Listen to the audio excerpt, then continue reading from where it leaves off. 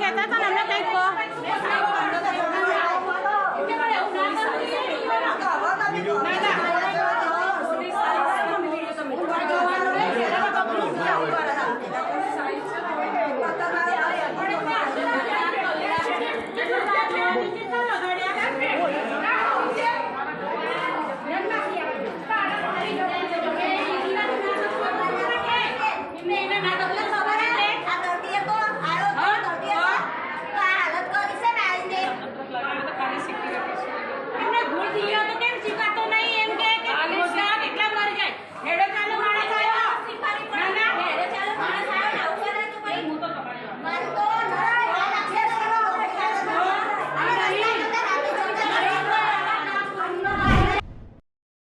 મારું નામ મહેશભાઈ સોલંકી છે।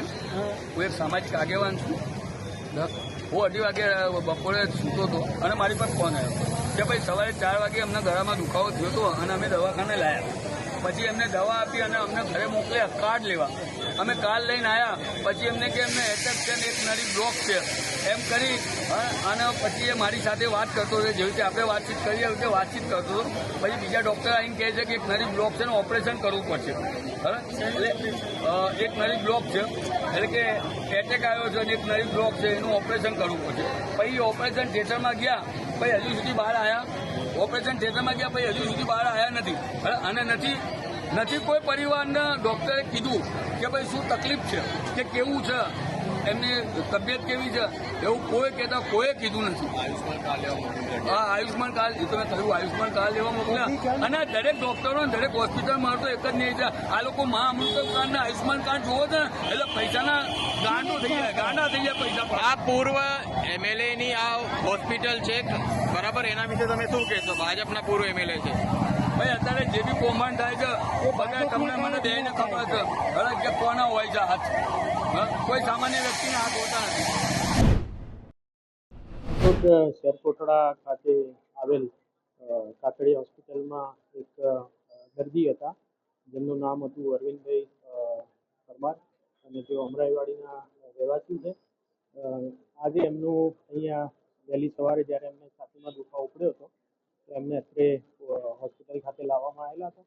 હોસ્પિટલના ડૉક્ટરે એમની પ્રાથમિક સારવાર દરમિયાન પરિવારજનોને જાણ કરેલી હતી કે જે આ અરવિંદભાઈ છે એમને હાલમાં હૃદયનો હુમલો આવેલો છે અને ત્યારબાદ એમનું જે આગળની મેડિકલ તપાસણી કરતા એમાં એમના જે એક હૃદયની એક નળી હતી એમાં બ્લોકેજ હતું, તો ગ્લુકોઝનું તાત્કાલિક ઓપરેશન કરવું જરૂરી હોય એ અંગેની એમને સમજ કરી અને ત્યારબાદ જે અરવિંદભાઈ છે એમનું ઓપરેશન કરવામાં આવેલું। ઓપરેશન બાદ છે એ એમની મેડિકલ કન્ડિશન થોડી ક્રિટિકલ થયેલી હતી અને એ ક્રિટિકલ કન્ડિશનના કારણે તેઓનું મૃત્યુ નીપજ્યું હતું। તો આજે એમના મૃત્યુની જાણ થતાં જ પરિવારજનો દ્વારા ડૉક્ટર છે એમને સારવારમાં બેદરકારી દાખવી હોય એ અંગેની પરિવારજનોની રજૂઆત હતી અને પરિવારજનોએ જે છે એ અંગે હોસ્પિટલના તંત્રને રજૂઆત કરેલી હતી અને એમના પરિવારના ઘણા બધા સભ્યો અહીંયા હોસ્પિટલ ખાતે હાજર છે।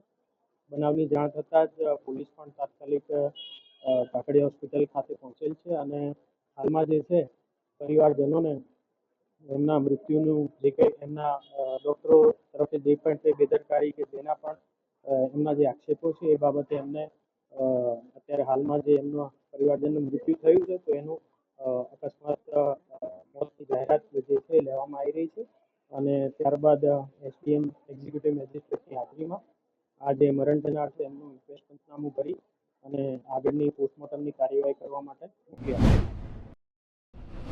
આપવામાં હવે દાખલા તરીકે રાત્રે અરવિંદભાઈ પરમાર જે અત્યારે જે અહીંયા છે એ રાત્રે પેશન્ટ તરીકે આવેલા પછી પાછા સવારે વહેલા જતા રહ્યા, પાછા જતા રહ્યા એટલે નોર્મલ એટેક હતો। પછી એમને કંઈક 2 સાથે ચેકિંગ કર્યું એટલે એમાં એટેક હતો એવું ડૉક્ટરનું કહેવું છે। એ એટેક હતો એટલે એની એટેકમાં મેઇન જે નળી હોય એ મેઇન નળી બ્લોકેજ હતી એટલે એ નળી ખોલી ડૉક્ટરે પાછી હરખું કરી અને પાછું એને જે પેશન્ટ છે એ બાથરૂમમાં બી ગયા, જઈને આવ્યા, એ વાતો બી કરી, પછી પાછું નાનો મોટો કંઈ એટેક આવ્યો એવું ડાક્ટરનું કહેવું છે। ટેકનિકલ રીતે, અને પેશન્ટ એક્સપાયર થયા. મને એમના સંબંધીએ મને ફોન બી કર્યો હતો 3:30 સવા 3 કે ભાઈ સવારે કોઈ ડાક્ટર હાજર નથી. મેં ફોન કર્યો એટલે કાર્ડિયોલોજી ડૉક્ટર હાજર હતા, પેશન્ટની સાથે બેઠા હતા. એટલે મેં પાછો એનો ફોન કરીને કીધું 7 મિનિટ પછી કે ભાઈ ડૉક્ટર ત્યાં હાજર છે અને સારવારની કામગીરી ચાલુ છે, એટલે જે કંઈ થાય એટલે બચાવવાના પ્રયત્ન સ્વાભાવિક છે.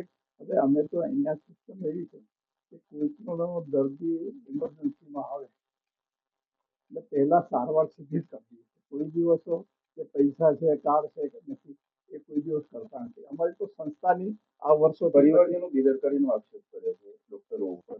આ અંગે મેનેજમેન્ટ શું કાર્યવાહી કરી છે?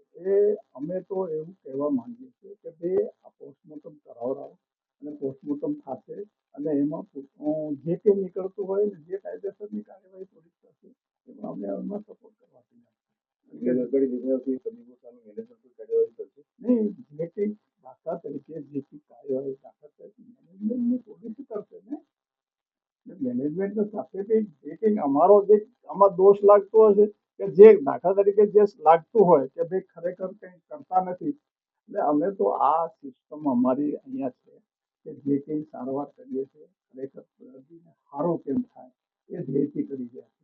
કે આ કોઈ અમે પોતે ડાક્ટરો છીએ જ નહીં, સમજો, અને 25 વર્ષથી આ હોસ્પિટલો ચલાવીએ છીએ. નરેન્દ્ર મોદી સાહેબે અહીં ઉદઘાટન કર્યું તો તમે જોઈ શકો છો. અને પછી બાજુ ત્યાં બીજી કોઠિયા હોસ્પિટલ બી છે.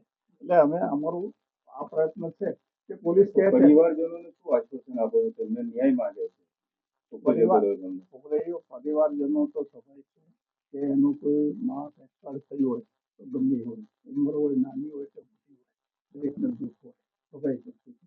એટલે અમે એને કહીએ છીએ કે તમે પોલીસ તમે પોસ્ટમોર્ટમ કરાવો અને એનું જે લાગતું હોય, જે રિપોર્ટ લાગતો હોય, જે કાયદેસર કાર્યવાહી થતી હશે તો પોલીસ કરશે.